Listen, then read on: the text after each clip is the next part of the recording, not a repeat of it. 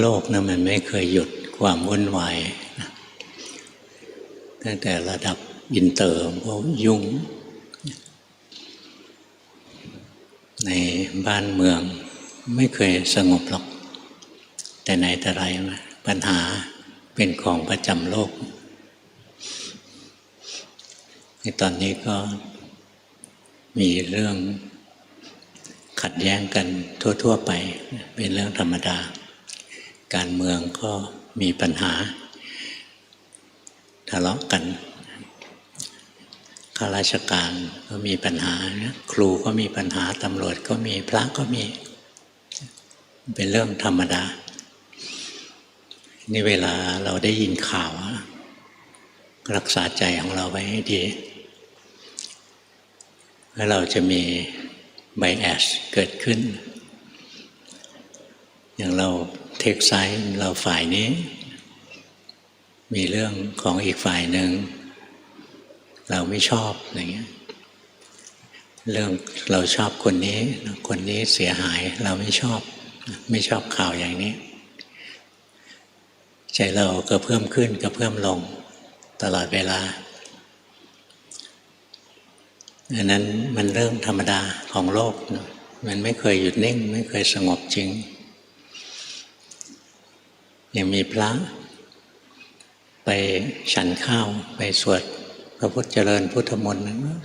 ไม่ถูกกันก็ชกกันในงานก็มีนะ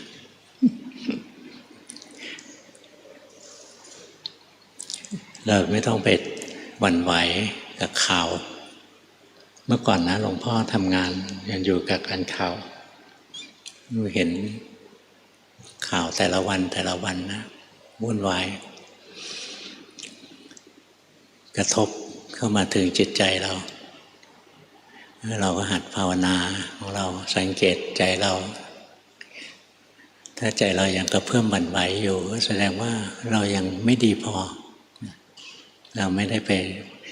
ว่าใครดีใครไม่ดีเราดูที่ตัวเราเอง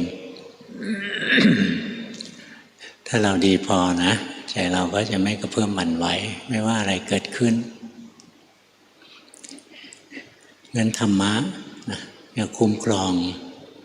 รักษาผู้ปฏิบัติธรรมถ้าเรามีธรรมะ วันนี้อากาศมันชื้นเรามีธรรมะนะเราก็จะไม่ทุกข์ใจไม่เบี่ยงขึ้นเบี่ยงลงสบาย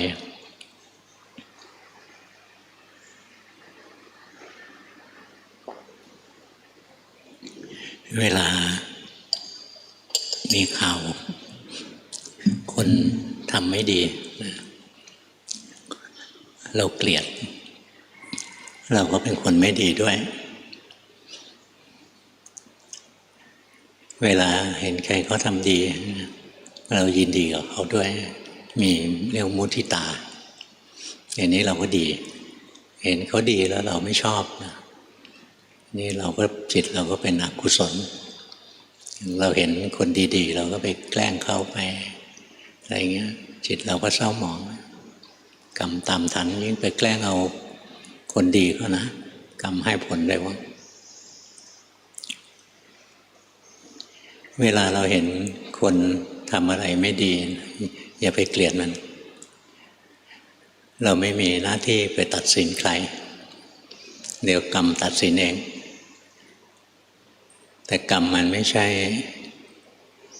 มีเงื่อนไขเดียวทำแล้วจะต้องรับทันทีนะอย่างคนชั่วบางคนนะมันไม่ได้ชั่ว100%มันก็เคยทำความดีมากุศลวิบากยังให้ผลอยู่แล้วตอนนี้ทำชั่วนะรู้สึกทำไมคนชั่วมันไม่ได้รับผลมันยังไม่ถึงเวลานะถึงเวลาแล้วมันก็จะเห็นผลเองอันนี้หลวงพ่อเชื่อมั่นนะในเรื่องกฎแห่งกรรมเนี่ยเชื่อแน่นแฟ้นเลยเมื่อก่อนอยู่กับครูบาอาจารย์บางทีก็เคยฟังประวัติท่านตอนท่านเป็นพระหนุ่มๆอะไร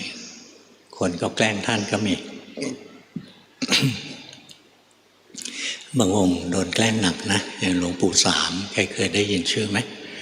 หลวงปู่สามอากินจโนอยู่สุรินทร์เป็นลูกศิษย์หลวงปู่ดูลเป็นลูกศิษย์หลวงปู่มั่นตอนที่ท่านออกไปเผยแพร่ธรรมะใหม่ๆพวก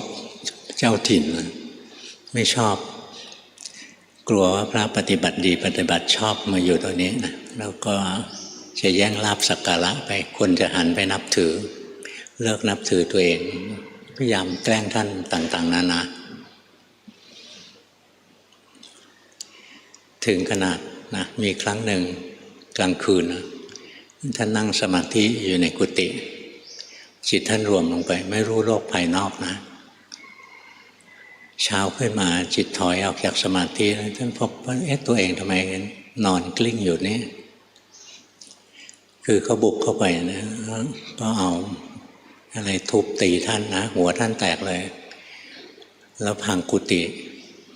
เล็กๆกุฏิไม้พังกุฏิทับท่านไว้อีกทีหนึ่งกะเอาให้ตายเลยนี่ท่านออกจากสมาธิมาโอ้ท่านบาดเจ็บท่านก็ไม่ว่าอะไรคนพวกนั้นอยู่มาช่วงหนึ่งนะบุญเก่าที่เคยให้ผลหมดไปพวกนั้นก็ล้มหายตายจากอย่างรวดเร็วตอนที่หลวงปู่เทศลงไปภาคใต้ใหม่ๆคนก็แกล้งใส่บาตรเอาของสกปรกห่อใบตองใส่บาตรแกล้ง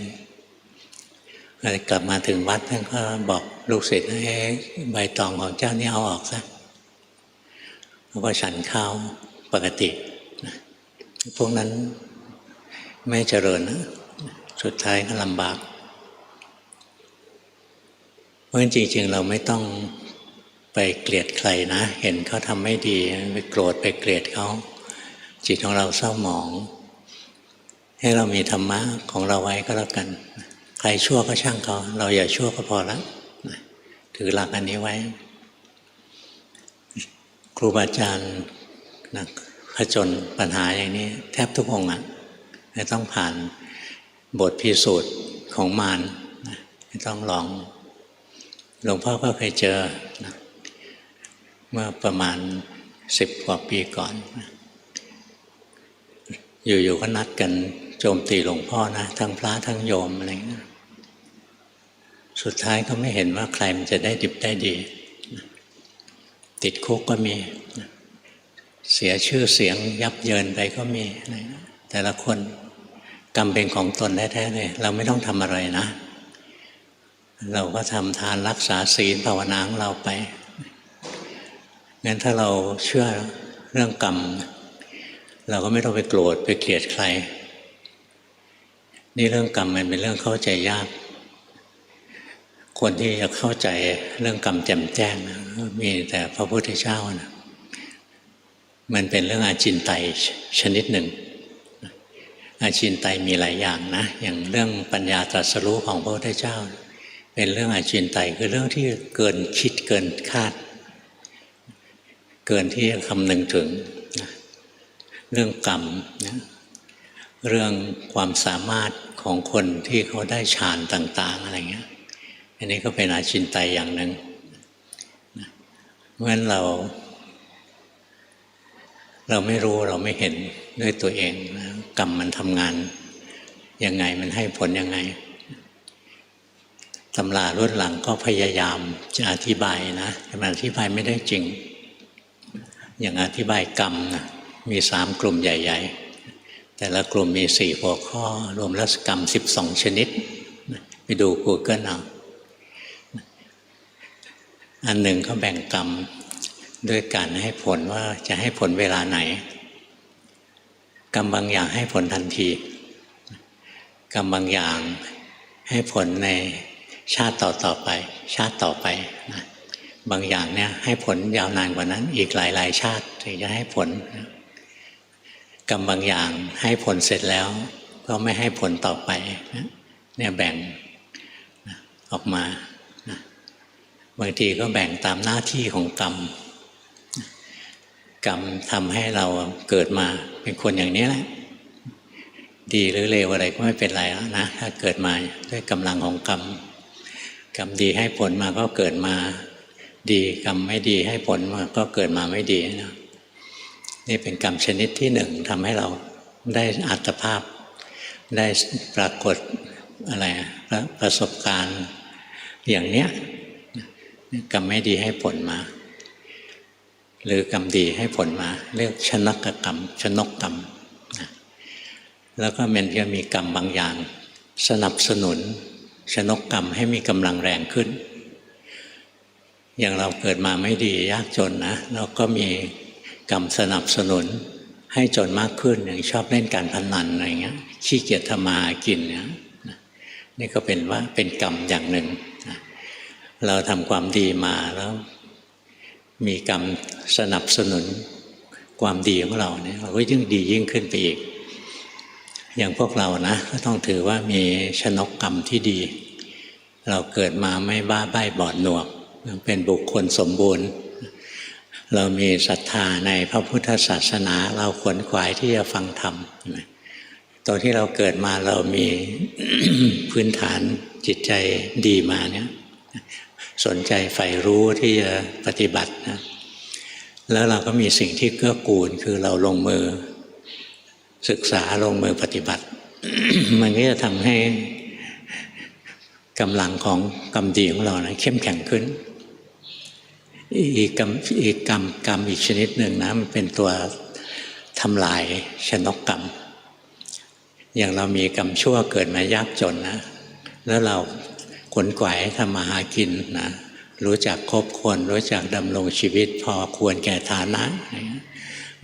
รู้จักเก็บออมอะไรเงี้ยกรรมอย่างนี้ก็ไปบั่นทอนกรรมเก่าที่ยากจนนะให้หมดอิทธิพลไปอ่อนลงนะเนี่ยกรรมมันทำหน้าที่หลายอย่างนะแล้วกรรมบางอย่างก็ไม่ทำงานต่อไปไม่ทำหน้าที่เนี่ยสังเกตให้ดีนะมันไม่ได้ตอบโจทย์เราเรื่องอธิบายกรรมต่างๆอย่างเนี้ยยังไม่ได้ตอบโจทย์เราว่าที่เราประสบปัญหาอยู่ตอนนี้มันเกิดจากกรรมอะไรเนี่ยไม่มีใครตอบได้ก็พยายามตอบพยายามอธิบายกันไปอันนี้ไม่มีในพระไตรปิฎกนะพระรุ่นหลังท่าน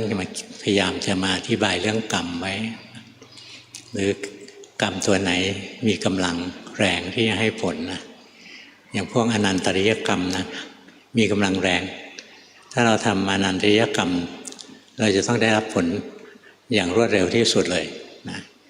อนันตริยกรรมก็มีทั้งฝ่ายดีฝ่ายชั่วฝ่ายดีอย่างเราได้ฌานสมาบัติเนี่ยถ้าเราตายในขณะที่เราทรงฌานอยู่นะยังไงเราก็ไปพรหมโลกไม่มีทางไปที่อื่นถ้าเราทำอนันตริยกรรมฆ่าพ่อฆ่าแม่อะไรเงี้ยทุกวันนี้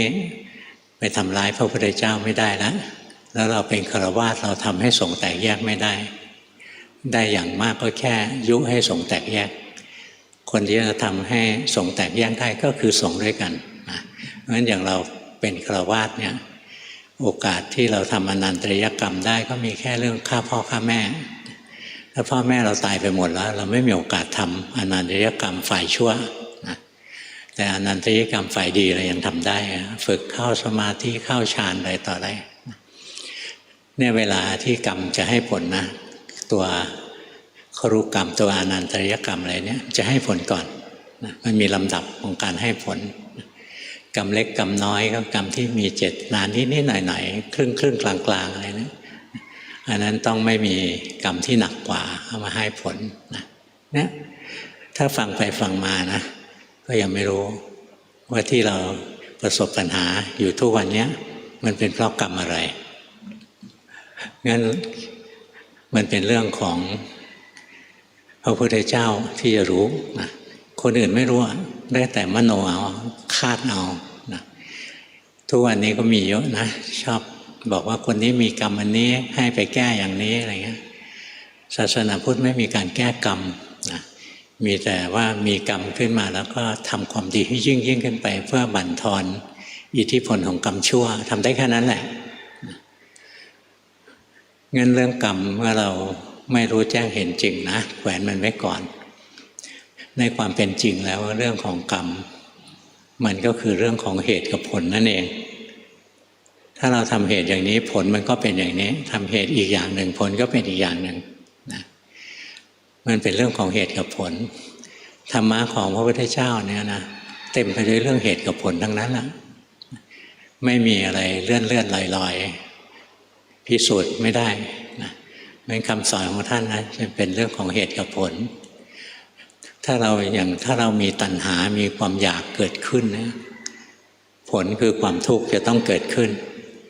ไม่มีใครคัดค้านได้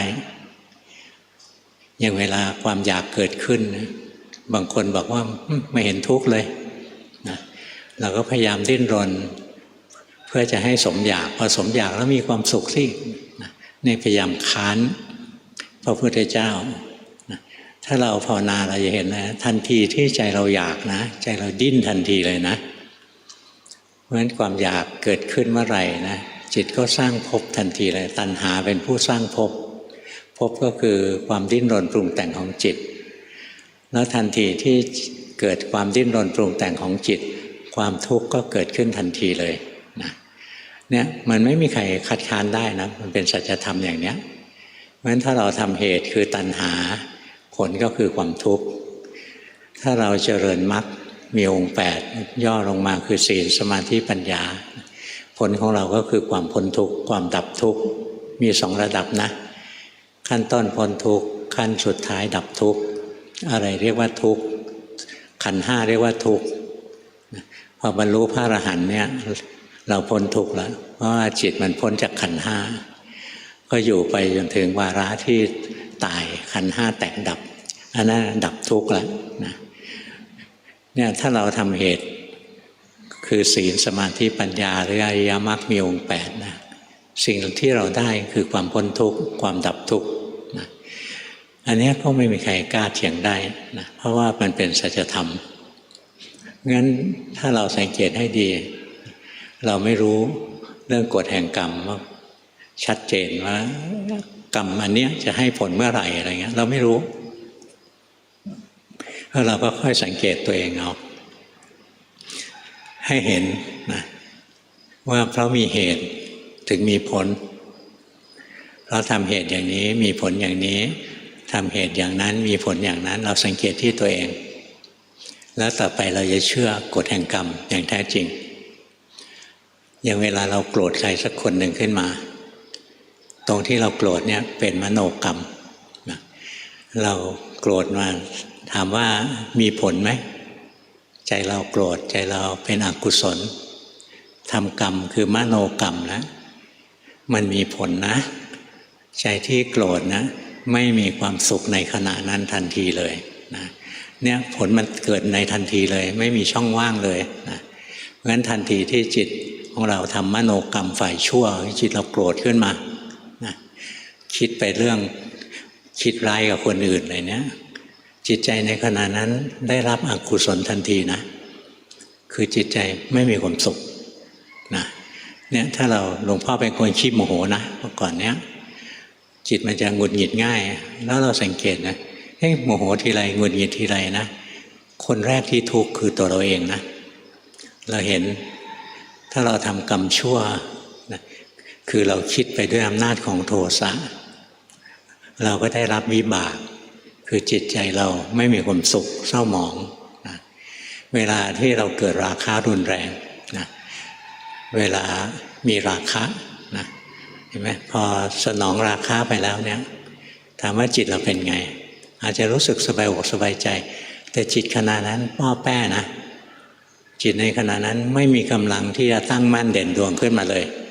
นะนี่เรื่องเสพกามนะยกตัวอย่างที่มันหยาบที่สุดนะเราไปเสพกามไม่ได้ผิดลูกผิดเมียใครนะลูกเมียเราไม่ใช่ลูกนะลูกไม่เกี่ยวเมียเรานี่แหละหรือสามีเรานี่แหละนะพอเสพกามไปแล้วนะอาจจะรู้สึกเพลิดเพลินพอใจแต่ว่าจิตที่ถัดจากนั้นมาเนี่ยนะจิตขณะนั้นไม่มีกำลังนะจิตจะไม่มีแรงหมดเรี่ยวหมดแรงเสื่องซึมหงอยไปนะหรือว่าเวลาที่เราฟุ้งซ่านมากจิตเราทำกรรมชั่วด้วยอำนาจของความฟุ้งซ่านฟุ้งสังเกตไหมถัดจากที่จิตฟุ้งซ่านเนี่ยจิตจะซึม นะโอ้การที่เราปล่อยให้จิตฟุ้งซ่านนะมีข้อเสียคือจิตเราซึมไปเลยนะเรียกว่าอุทธัจจะเกิดขึ้นนะเสร็จแล้วทีนมิทธะก็ตามมาอีกเสื่องซึมเนี่ยการที่เราอ่านจิตอ่านใจตัวเองเรื่อยๆเราจะรู้ว่าถ้าเราทำกรรมอย่างนี้ผลมันจะเป็นอย่างนี้อันนี้แค่มโนกรรมนะมาถึงวจีกรรมนะถ้าเราไปด่าเขานะผลนอกจากจิตเราเศร้าหมองแล้วนะเขาก็โกรธนะเขาก็อาฆาตเขารอเอาคืนเราก็ต้องระวังนะเขาจะเอาคืนเมื่อไหร่ก็ไม่รู้เราไม่ได้ปลอดโปร่งโล่งใจนะไปด่าเขาไว้เนี่ยเรื่องเล็กเรื่องน้อยอย่างนี้นะก็ยังมีผลนะอาจจะโดนฟ้องอะไรเงี้ยเดือดร้อนหรือกายกรรมเราไปตีเขาเราไปฆ่าเขาอะไรเงี้ยจิตใจเรายิ่งกระด้างไม่ต้องทำร้ายคนหรอกนะหลวงพ่อเคยเห็นบางคนนะเจอหมาเตะหมาเจอแมวเตะแมวมันไม่ได้ทำอะไรนะเมื่อก่อนอยู่เมืองการนะมันมีคนอยู่ข้างวัดเจ้านายเอาหมามามันก็เป็นคนเลี้ยงน้ำใจดำมากเลยนะเวลาหมาเห็นนะหมาจะล้มลงไปนอนที่พื้นนะแล้วแกล้งตายนะโอ้เนี่ยมันกลัวขนาดนั้นนะเพราะมันทำร้ายตลอดเวลาเลยแล้วคนเนี้ยถ้าสังเกตจิตใจนะไม่เคยมีความสุขเลยนะจิตใจไม่เคยมีความสุขจิตใจหยาบจิตใจกระด้างก่อนหน้านี้เคยมีเมียมาคนหนึ่งได้ข่าวว่าไปยิงเมียตายซะด้วยซ้ำไปนะแล้วใจที่เคยทำปาณาติบาตนะมันก็จะทำปาณาติบาตง่ายเนี่ยเป็นผล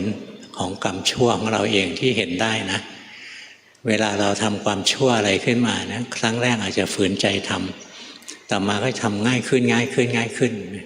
ใจเราคุ้นเคยงั้นใจเราตกต่ำเพราะการทำชั่วของเราเองนะไม่ว่าทางกายทางวาจาทางใจเนี่ยเป็นผลของกรรมนะเราสะสมมาทางไหนเราก็จะต้องไปทางนั้นแหละถ้าเราเห็นซ้ำแล้วซ้ำอีกนะมีมโนกรรมเกิดขึ้นก็มีผลนะมโนกรรมที่ดีก็มีผลที่ดีอย่างเราคิดถึงครูบาอาจารย์จิตใจเราก็สงบสุขนะมีสมาธิขึ้นมาอะไรเงี้ยหรือเราเห็นครูบาอาจารย์เราเข้าไปอยู่ใกล้ครูบาอาจารย์นะจิตเขามีกำลังนะจิตมีสมาธิขึ้นมาง่ายเนี่ยมันเป็นเรื่องเหตุกับผลทั้งนั้นนะถ้าเราสังเกตไปเรื่อยๆผลทั้งหลายก็มาจากเหตุมีเหตุแล้วก็มีผลนะพอเห็นซ้ำๆกันเห็นที่ไหนเห็นที่ใจตัวเองนี่แหละแล้วเราจะเข้าใจกฎแห่งกรรมเราจะไม่ต้องมานั่งนึกหรอกว่าที่เราตีหัวเขาวันนี้เราจะถูกทำร้ายวันไหนเราเห็นเลยว่าเรากำลังรับทุกข์รับโทษตั้งแต่ตอนนี้เลยถ้าเราทำกรรมชั่ว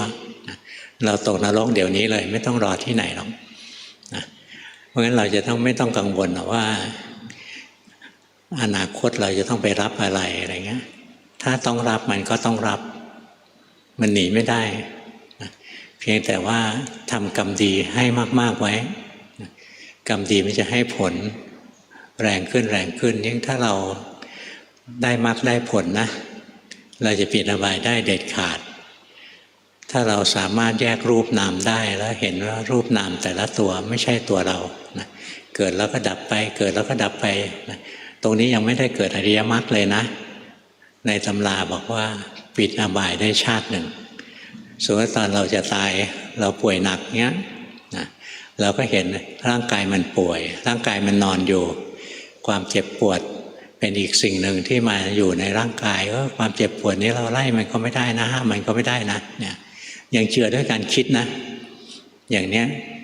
เขาก็ถือว่าเป็นจุลโสดาจุลโสดาบันโสดาเล็กๆโสดาน้อยๆน่าเอ็นดูอันนี้ยังไม่ใช่โสดาบันจริงแต่ถ้าเวลาเราจะตายแล้วเห็นร่างกายมันนอนอยู่ความเจ็บปวดเป็นอีกอันหนึ่งร่างกายเป็นอันหนึ่ง นะจิตใจที่ไม่อยากเจ็บป่วยเป็นอีกอันหนึ่งนะหรือจิตใจที่อาลัยอาวรณ์นะคนที่เรารักบ้านช่องห้องหอทรัพย์สมบัติอะไรนะเรามีสติเราเห็นเลยนะ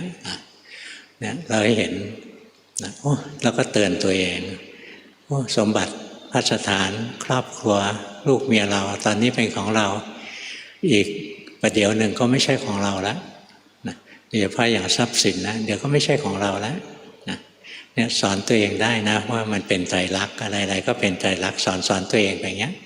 ยังเจือด้วยการคิดนะเนี่ยตำราเขาบอกว่าปิดอบายได้ชาติหนึ่งคือถ้าตายในขณะนั้นอ่ะไปสุคตินะแต่ว่าชาติต่อไปอาจจะไปทุคติได้อีกไม่เหมือนโสดาบันจริงๆนะโสดาบันจริงๆเกิดอริยมรรคอริยผลขั้นแรกแล้วนี่ถ้ายังไม่เกิดสามารถแยกขันธ์ได้นะแล้วก็พิจารณาลงไปขันธ์แต่ละขันธ์นะล้วนแต่ตกอยู่ใต้ไตรลักษณ์ไม่ใช่ตัวเราไม่ใช่ของเรานะอันนี้เรียกว่ามีเป็นจุลโสดาบันถ้าตายด้วยจิตอย่างตรงนั้นนะก็ไปสุคติ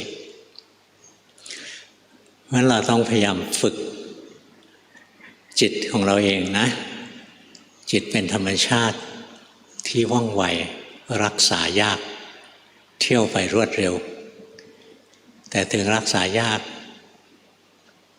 การที่เราสามารถฝึกที่จะคุ้มครองรักษาจิตของเราไว้ได้นะนำความสุขมาให้ทั้งในปัจจุบันทั้งในอนาคตนะทั้งในชาติต่อๆไปนะเพราะฉะนั้นเราพยายามมีธรรมะในตัวเองนะรักษาจิตรักษาใจเรามีสติคอยรู้เท่าทันไปอกุศลเกิดรู้ทันกุศลเกิดก็รู้ทันอกุศลเกิดแล้วไม่ชอบรู้ทันกุศลเกิดแล้วชอบรู้ทันจิตเราเป็นกลางก็เห็นทุกอย่างผ่านมาแล้วก็ผ่านไปพอเราเห็นตั้งแต่ต้นต่อเห็นตั้งแต่จิตใจของเรามีสติคุ้มครองรักษาจิตอยู่จิตที่ฝึกดีแล้วเนี่ยนำความสุขมาให้แล้วมันจะไม่ไหลไปในทางที่ชั่วเรียกว่าธรรมะมันคุ้มครองเราตรงนี้แหละถ้าเราปฏิบัติธรรมสมควรแก่ธรรมเราเจริญธรรมะฝ่ายดีทำเหตุฝ่ายดีนะผลที่ได้มันก็คือผลฝ่ายดีเนี่ยที่ว่าธัมโมหเวรคติธรรมจาริงนะธรรมะคุ้มครองผู้ประพฤติธรรมเราอย่าประพฤติธรรมนะอาศัยสติอ่านจิตอ่านใจตัวเองให้ออกแล้วจะประพฤติธรรมได้ดี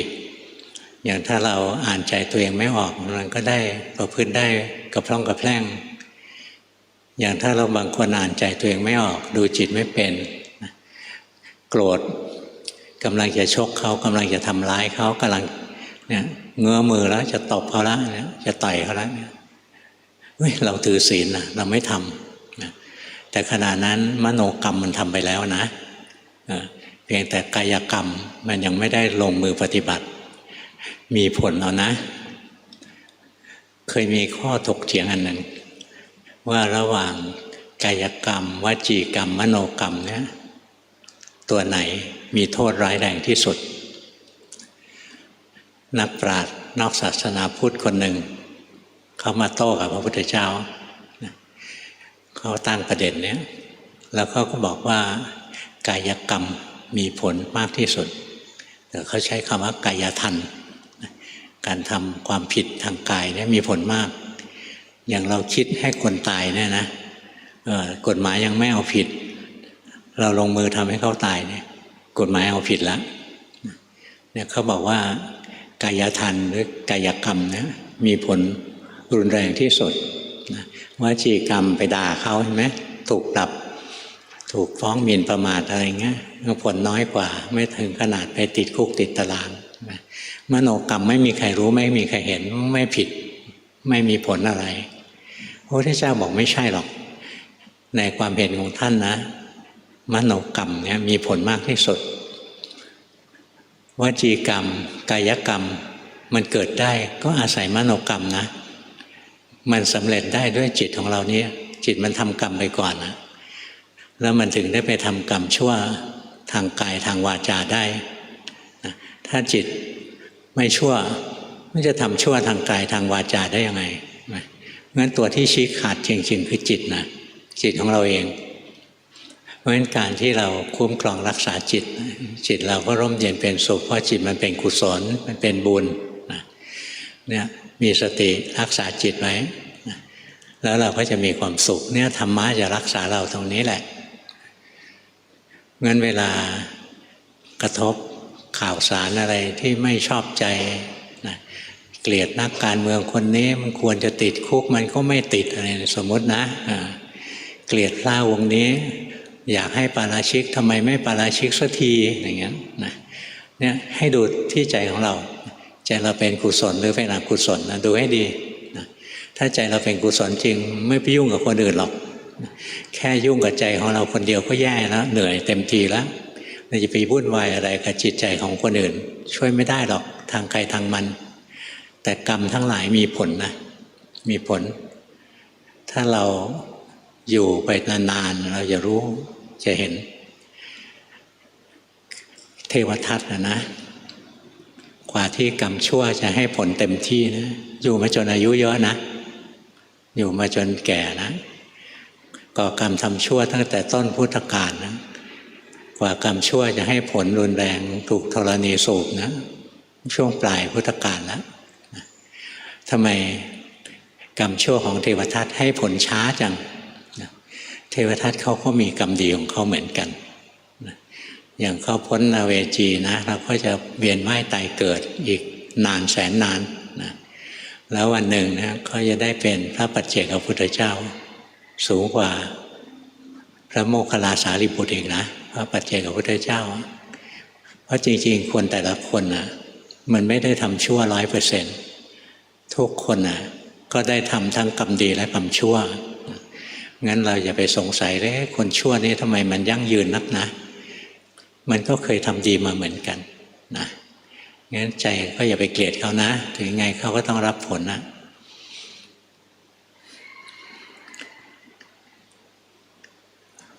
ทั้งหมดนะกฎแห่งกรรมทั้งหมดนะมันก็อยู่เรื่องเหตุกับผลนั่นแหละนะงั้นเรามีสติรักษาจิตของเรานี่เราทำเหตุที่ดีนะผลที่เกิดขึ้นก็ดีก็คือจิตของเราก็ดีวาจาของเราก็ดีการกระทำทางร่างกายของเราก็จะดีนะธรรมะได้รักษาเราผู้ประพฤติธรรมแล้วคือทำให้เราเป็นคนดีไม่ชั่วงั้นอนาคตถัดไปนะยิ่งความดีเราสูงขึ้นสูงขึ้นจะมีกำลังแก่กล้านะความชั่วมันก็ไล่ไม่ทันเคยได้ยินเรื่องพระองคุลิมานไหมเมื่อก่อนหลวงพ่อจะตั้งคำถามผิดมาถามว่าใครรู้จักพระองคุลิมานบ้างยกมือทั้งห้องเลย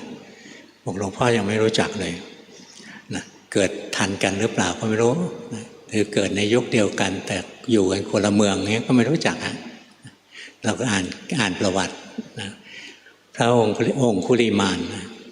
ฆ่าคนตั้ง1,000 คนนะฆ่าคนเยอะแยะเลยแล้วทำไมได้ฟังธรรมจากพระพุทธเจ้าไม่นานก็บรรลุพระอรหันต์ได้อันนี้ก็เพราะว่ากรรมดีเขาก็สร้างมาท่านก็สร้างของท่านมากรรมชั่วจากความหลงผิดคบคนชั่วเป็นมิตรคือไปคบอาจารย์ชั่วนะไปเรียนวิทยาการต่างๆกับอาจารย์ขี้ฉาขี้ระแวงกลัวลูกศิษย์จะดีกว่ากลัวลูกศิษย์นะจะมาเป็นชู้กับเมียอะไรเงี้ยหวาดระแวงลูกศิษย์เก่งเกินไปหาทางขจัดลูกศิษย์เลยบอกให้ไปฆ่าคนแล้วจะสอนวิชาสุดยอดให้กล่าวว่าให้ไปฆ่าคนเรื่อยๆเดี๋ยวก็โดนเขาฆ่าจนได้แหละถ้าคนไม่โดนฝีมือดีฆ่าคนอื่นเก่งว่าฉลาดนั่นแหละรู้จักโจมตีรู้จักหลบหลีกรู้จักอะไรก็เอาตัวรอดได้ไม่ได้ปาฏิหาริย์อะไรหรอกนะเพราะฉลาดแต่ว่าพอมาเจอพระพุทธเจ้านะท่านสะกิดนิดเดียวก็วางอาวุธลงตั้งอกตั้งใจปฏิบัติเวลาไปบิณฑบาตคนเห็นนะเขาก็โกรธแค้นเขาเอาหินกว้างเอาท่อนไม้กว้างไล่ทุบตีอะไรนะอันนี้เป็นวิบากคือไปฆ่าญาติพี่น้องเขามาหัวแตกกลับมาหาพระพุทธเจ้านะท่านก็บอกว่าก็ดีแล้วล่ะ ดีกว่าจะต้องไปตกนรกนานแสนนานนะนี่เป็นรับผลเล็กน้อยเท่านั้นนะท่านทำใจได้นะท่านภาวนาบรรลุพระอรหันต์นะบรรลุพระอรหันต์แล้วคนก็ยังไล่ตีอยู่ช่วงหนึ่งจนกระทั่งคนเห็นคุณงามความดีของท่านแล้วก็หันมานับถือท่านเพราะฉะนั้นคนแต่ละคนนะมันไม่มี100%ที่ดีไม่มี100%ที่ชั่วหรอกนะดูตัวเราเองก็ได้ดี100%ไหมก็ไม่เป็นหรอกมันก็มีทั้งดีทั้งเลวเพียงแต่ว่าอันไหนที่เราเลวเราภาวนาแล้วเราก็อย่าไปตามใจมันพยายามพัฒนาสติสมาธิปัญญาของเราขึ้นกุศลมันก็จะแรงขึ้นแรงขึ้นต่อไปอิทธิพลของกรรมชั่วก็ตามเราไม่ทันอย่างพระองคุลิมานเนี่ยแทนที่จะต้องไปตกนรกนานแสนนานนะท่านบรรลุพระอรหันต์แล้วท่านไม่ต้องตกนรกแล้วพอท่านตายเนี่ยเศษกรรมที่เหลืออยู่ยังไม่ทันให้ผลนะไม่สามารถจะให้ผลได้แล้วเพราะท่านไม่มีขันธ์ที่จะมารองรับผลของกรรมทั้งกรรมดีทั้งกรรมชั่วนะไม่มีขันธ์มารองรับแล้วมันก็เป็นโมฆะไปนะงั้นเราพยายามนะพัฒนาธรรมะขึ้นในใจเราโดยการมีสติรักษาจิตใจของตัวเองไว้ให้ดีต่อไปเราก็จะเชื่อเรื่องกรรมเรื่องผลของกรรมนะเราก็จะไม่โกรธไม่เกลียดใครหรอกใครทำร้ายเรานะเขาก็ต้องมีกรรมของเขานะเราถูกทำร้ายก็เป็นกรรมเก่าของเราเขาทำร้ายเราในขณะนี้ก็เป็นกรรมใหม่ของเขานะคิดซะอย่างนี้นะยอมรับสภาพอย่าไปโกรธอย่าไปแค้นกันทุกวันนี้เราถูกเสี้ยมถูกยุยงถูกปั่นให้โกรธแค้นซึ่งกันและกันนะแค่อยู่คนละค่ายเราก็จะฆ่ากันตายแล้วนะวุ่นวายเห็นไหมทะเลาะวิวาทติดคุกติดตารางอะไรกันวุ่นวายไปหมดแล้วนะเพราะใจมันถูกยั่วยุให้เกลียดชังกันแล้วค่อยภาวนานะใจเราเห็นความจริงของโลกใจคลายความยึดมั่นถือมั่นลงไปใจเราก็เข้าถึงความสุขความสงบมากขึ้นมากขึ้น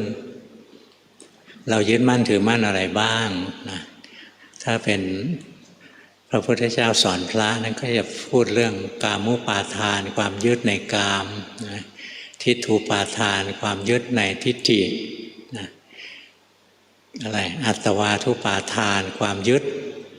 ในความเห็นว่าตัวเรามีจริงๆนะศีลพัตตุปาทานความยึดถือในศีลและข้อปฏิบัตินะเนี่ยท่านจะสอนอย่างนี้แต่ถ้าสอนฆราวาสในยุคนี้ก็ปรับนิดนึงนะเนื้อหาเหมือนเดิมแต่สอนแบบให้ฆราวาสรู้เรื่องอันแรกเรายึดอะไรเรายึดถือในผลประโยชน์นะยึดถือในความสุขความสบาย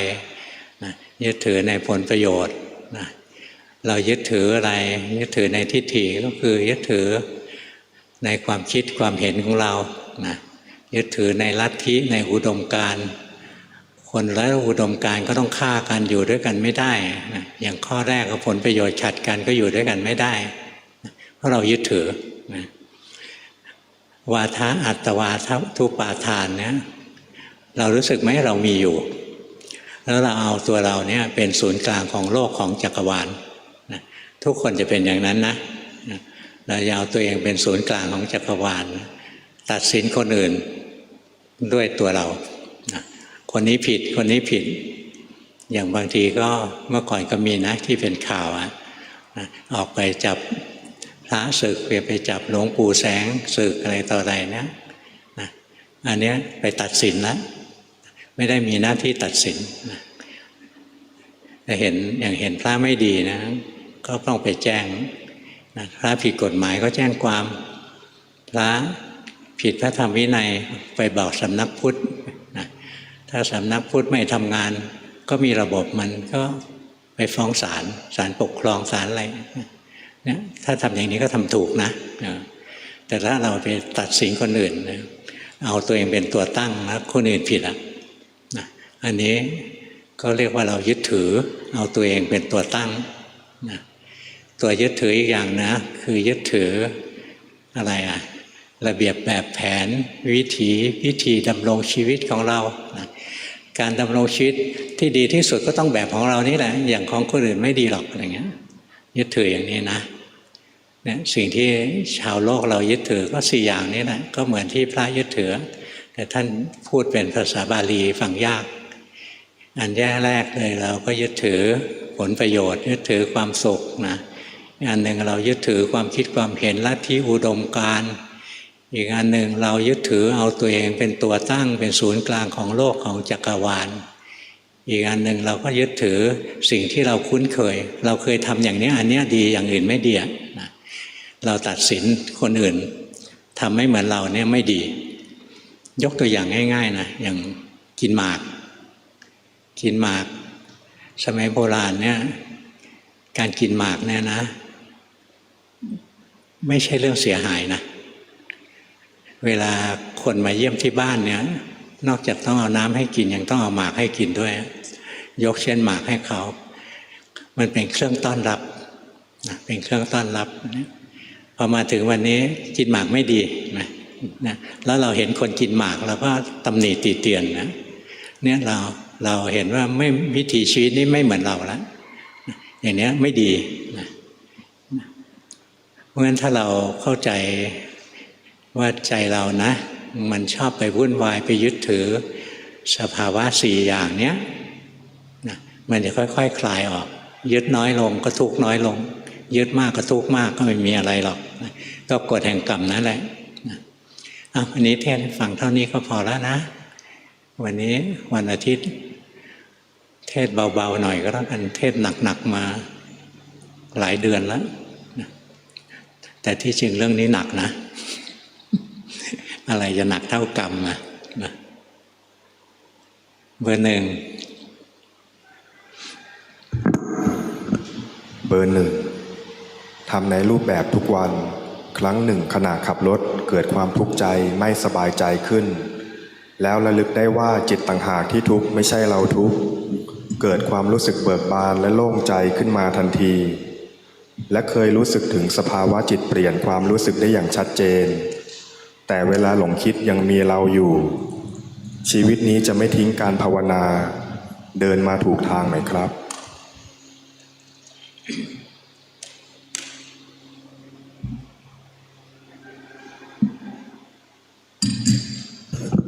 ถูกนะถูกเดินไปแต่ขณะนี้ไปทำจิตให้นิ่งๆรู้สึกไหมอย่าไปแทรกแซงให้จิตมันนิ่งๆอย่าไปทำอย่างนั้นธรรมดาไหมจิตตรงนี้ไม่ธรรมดาตึงเกินไปเราเข้าไปควบคุมมันมากไปที่ปฏิบัตินั้นใช้ได้ค่อยๆพัฒนาไปนะเมื่อเช้าก็มีทีมงานคนหนึ่งมาส่งกันบ้านหลวงพ่อนะเขาเป็นแม่ค้าขายกาแฟเขาบอกว่ามีวันหนึ่งนะเขาเห็นกำลังชงกาแฟอยู่ลูกค้าเยอะเลยเบื่ออะไรมันจะมากันตลอดเวลาขนาดนี้นะก็อยากให้ลูกค้าน้อยๆหน่อยอย่างเงี้ยแล้วก็เห็นใจตัวเองเห็นคนนี้ใจชอบเห็นคนนี้ใจไม่ชอบอะไรเงี้ย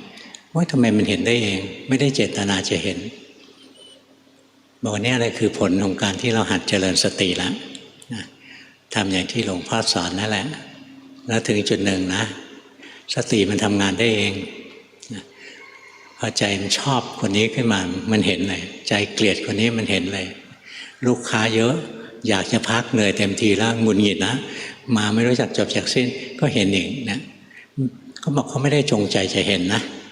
บอกถ้าจงใจเห็นก็ไม่ใช่ของจริงหรอกนะตรงที่สติตัวจริงเกิดเนี่ยไม่ได้เจตนานะมันเห็นเองนะ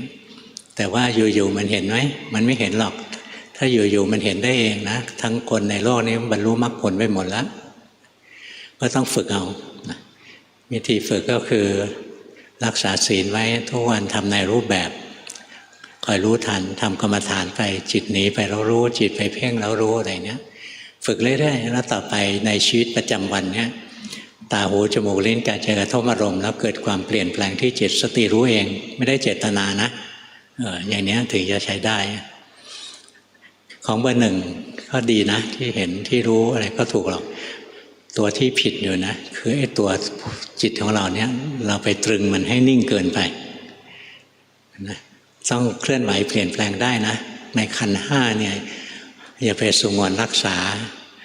วินจิตเอาไว้นะให้สงวนให้มันนิ่งอย่างนี้เรื่อยๆไม่ดีหรอกเคยตัวมันเห็นรูปเวทนาสัญญาสังขารไม่เที่ยงเป็นทุกข์เป็นอนัตตาแต่จิตนั้นเป็นเราอยู่นั่นแหละนะเราต้องให้เห็นว่าตัวจิตเองก็เกิดดับได้เปลี่ยนแปลงได้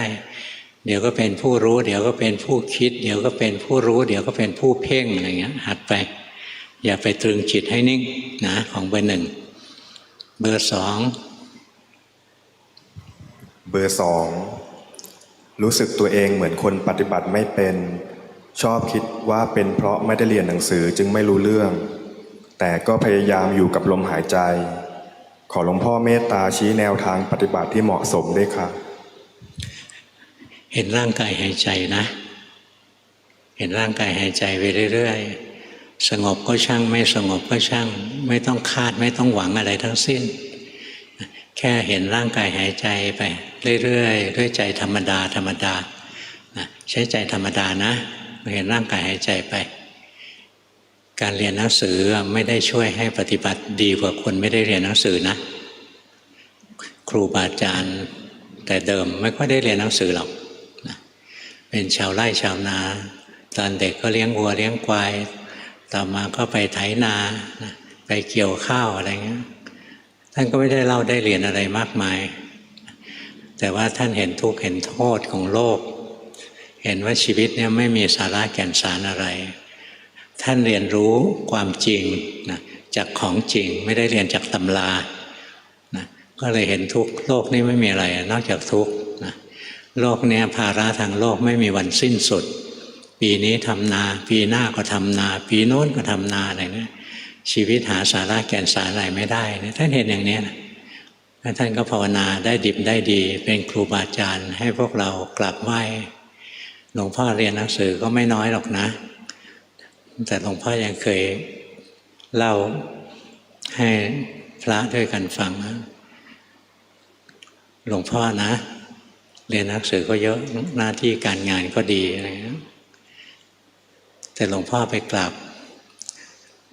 คำไม่เพราะหน่อยนะ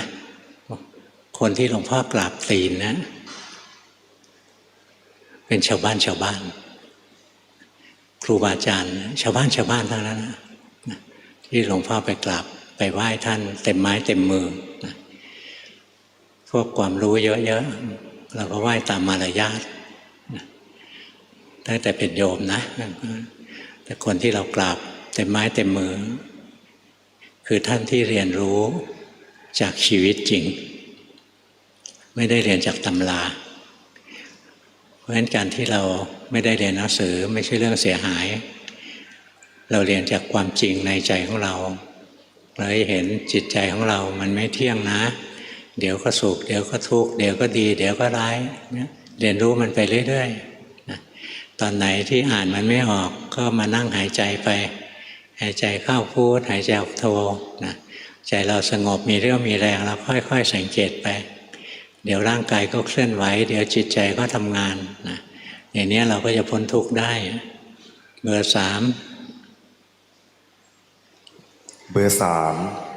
ดูกายเคลื่อนไหวและดูจิตไหลไปคิดจิตเป็นกลางกับความเสื่อมมากขึ้นความขี้เกียจน้อยลงรักสุขรักสบายน้อยลง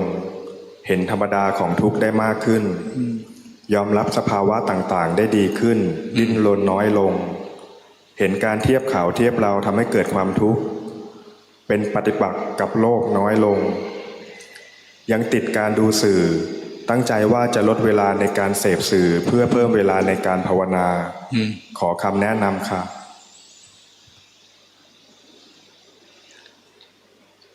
ลดได้ก็ดีจิตของเรายังไม่เข้มแข็งดูสื่อแล้วจิตมันก็แกว่งขึ้นแกว่งลงไปเรื่อยๆเสียเวลานะเมื่อก่อนหลวงพ่อทำงาน ใช้การข่าวใช้สื่อเนี่ยเยอะมากเลยนะแต่หลวงพ่อไม่อินนะพอเราอ่านข่าวนี้เรากังวลใจรู้ว่ากังวลใจอ่านข่าวนี้ดีใจรู้ว่าดีใจนะอ่านสื่อตามสื่อแต่ไม่เสพมันไม่อินกับมันนะเรายังทำไม่ได้หรอกเพราะงั้นลดลงก็ดีแล้วละน้อยๆหน่อยนะเท่าที่จำเป็นถ้าภาวนาเป็นแล้วนะเราจะไม่เสพเราต้องรู้ข่าวนะแต่เราไม่เสพข่าวไม่อินกับมันนะแต่ถ้ายังอินกับมันอยู่ก็เสพให้น้อยหน่อยเท่าที่จำเป็นเบอร์สี่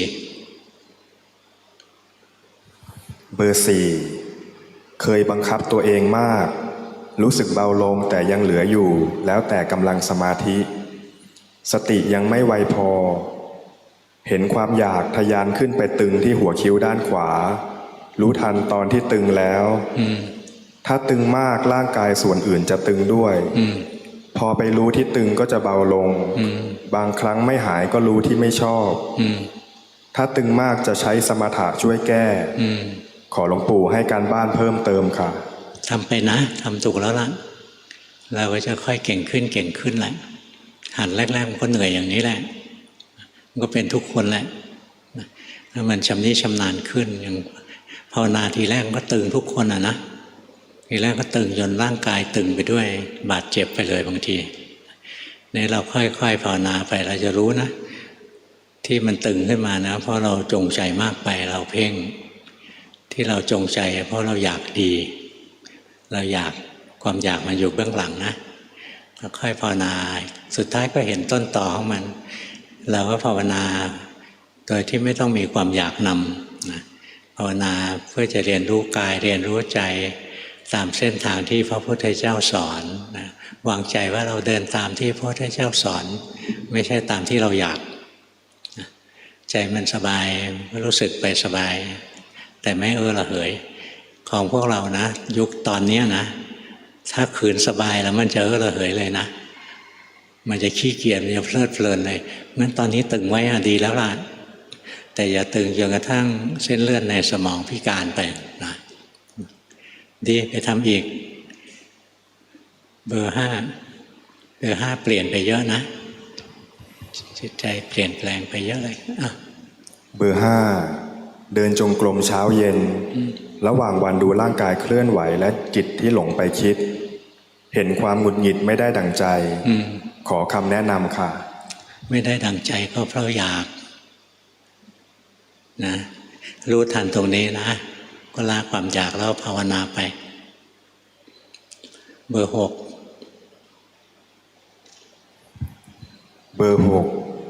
จิตยังติดหล่มปัญหาครอบครัวแต่เนื่องจากเคยฟังหลวงพ่อพูดว่าแต่ละคนมีกรรมเป็นของตนจึงวางอุเบกขา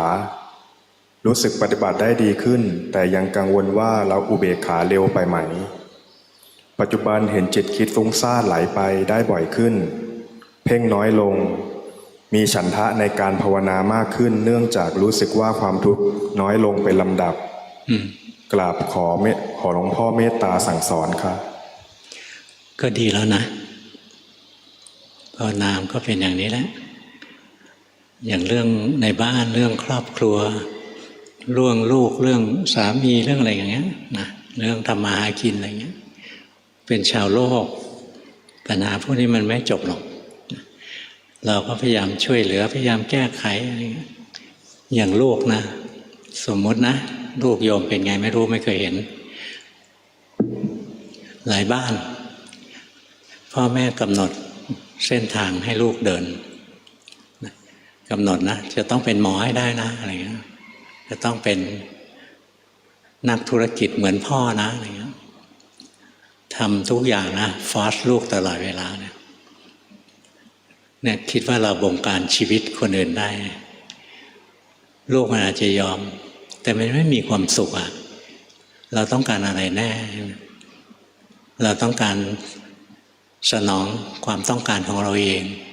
หรือเราอยากให้ลูกมีชีวิตที่มีความสุขอะไรเงี้ยเมื่อเวลา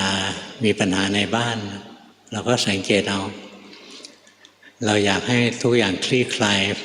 ไปในทางที่เราต้องการหรืออยากให้คนในบ้านมีความสุขนะเราไม่สามารถบังคับคนอื่นได้เหมือนใจเรานะเพราะงั้นถ้าเราสมมติเราเห็นว่าอย่างนี้ดีอย่างนี้ไม่ดีเราแนะนำแล้วเขาไม่ทำเขาก็ต้องรับผลของเขาเองเราไปกลุ้มใจแทนก็ไม่ได้เกิดประโยชน์อะไรเลยรู้สึกเข้าใจคำว่ากลุ้มใจแทนไหมไม่มีประโยชน์เพราะเรากลุ้มใจยังไงนะเขาก็เป็นอย่างที่เขาต้องเป็นนั่นแหละนะพิจารณาอย่างนี้บ่อยๆนะแล้วใจมันก็จะค่อยคลายมันจะรู้ว่ามันไม่มีประโยชน์หรอกจะไปบังคับให้คนอื่นเป็นอย่างที่เราต้องการนะมันเป็นไปไม่ได้ของโยมเรื่องอื่นมันไม่เท่าไหร่แล้วมันติดอยู่เรื่องเดียวนี้งั้นแก้ปมนี้ได้ชีวิตก็จะปลอดโปร่ง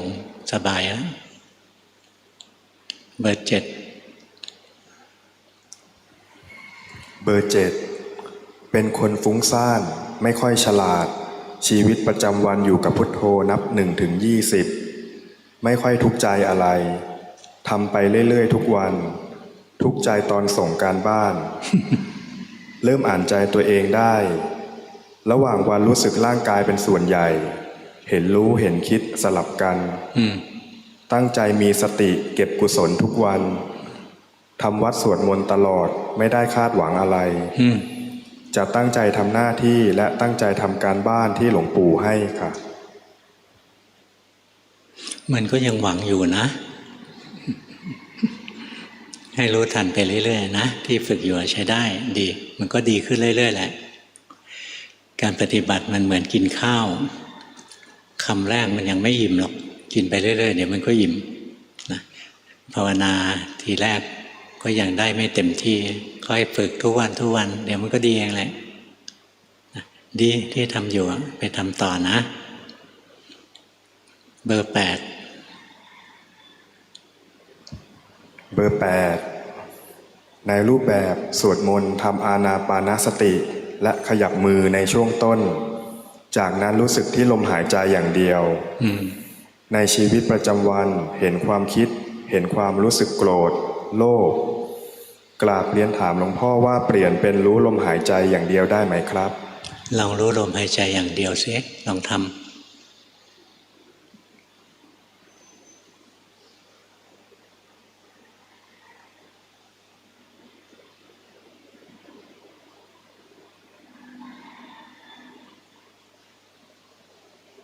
ช่วงแรกๆอาจจะแถมบริกรรมด้วยนะพอจิตมันสงบแล้วก็ไม่ต้องนะรู้ลมอย่างเดียวได้ตอนเริ่มต้นอย่างนี้ใจเรายังแกว่งนะรู้ลมอย่างเดียวยังไม่พอเดี๋ยวมันเคลิ้มมันเวียงไปเวียงมานะเหมือนเรานอนเปลเคยนอนเปลไหมตอนเด็กๆเดี๋ยวนี้เขาไม่นอนแล้วมั้งเปลแต่ก่อนนอนเปลไหมเวียงไปเวียงมาแล้วก็หลับจิตนี้ก็เหมือนกันนะพอเรานั่งสมาธิแล้วมันก็เวียงซ้ายเวียงขวาไปเรื่อยเดี๋ยวก็หลับงั้นทีแรกหายใจไปบริกรรมไปด้วยก็ดีสติจะได้แข็งแรงแต่ไม่จงใจนะแล้วพอจิตมันสงบนะคำบริกรรมมันจะหายไปเอง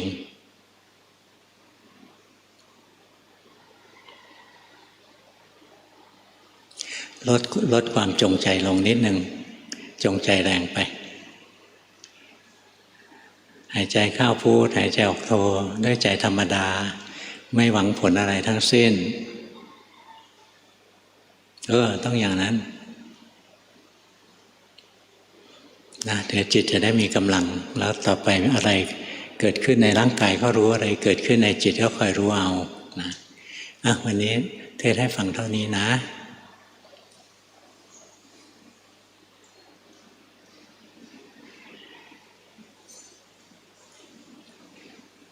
คอยรู้ทันความปรุงแต่งของจิตตนเองไว้นะ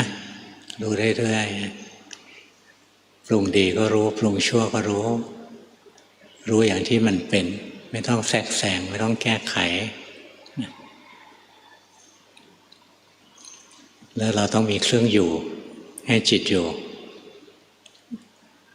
ในการปฏิบัติถ้าไม่มีเครื่องอยู่ให้จิตอยู่จิตจะไม่มีแรงจิตไม่มีแรงจิตเจริญปัญญาไม่ได้นะเพราะฉะนั้นจิตต้องมีเครื่องอยู่ขนาดพระอรหันต์นะยังต้องมีเครื่องอยู่เลยพระพุทธเจ้าก็สอนให้ใช้กายในกายเวทนาในเวทนาจิตในจิตธรรมในธรรมเป็นเครื่องอยู่แล้วจิตพรากจากขันธ์เนี่ยสำหรับพระอรหันต์นะของเราใช้กายในกายเวทนาในเวทนาจิตในจิตธรรมในธรรมเป็นเครื่องอยู่นะเพื่อให้เกิดสติแล้วก็เรียนรู้ความจริงของรูปนามกายใจแค่เกิดปัญญาไม่มีปัญญาแล้วจิตก็ปล่อยวางหมดความยึดถือทั้งกายทั้งจิตหมดความยึดถือขันธ์ห้าเราก็ยังมีเครื่องอยู่ต่อไปอีกนะเครื่องอยู่เป็นเครื่องอยู่เท่านั้นแหละแต่จิตนั้นมันพลากจากขันธ์แล้วมันทิ้งขันธ์ไปแล้วนะเพราะฉะนั้นการที่มีเครื่องอยู่นะต้องมีนะต้องมีทุกคนแล้วต้องมีตลอดกาลด้วยไม่งั้นจิตจะไม่มีกำลังนะลูกศิษย์เคยถามหลวงปู่มั่นว่าทำไมท่านยังนั่งสมาธิเดินจงกรมไม่มีกิเลสแล้วเราต้องทำเป็นเครื่องอยู่นะเชิญกลับบ้านอยู่กับเครื่องอยู่ไว้นะแต่ตอนขับรถอยู่กับถนนนะ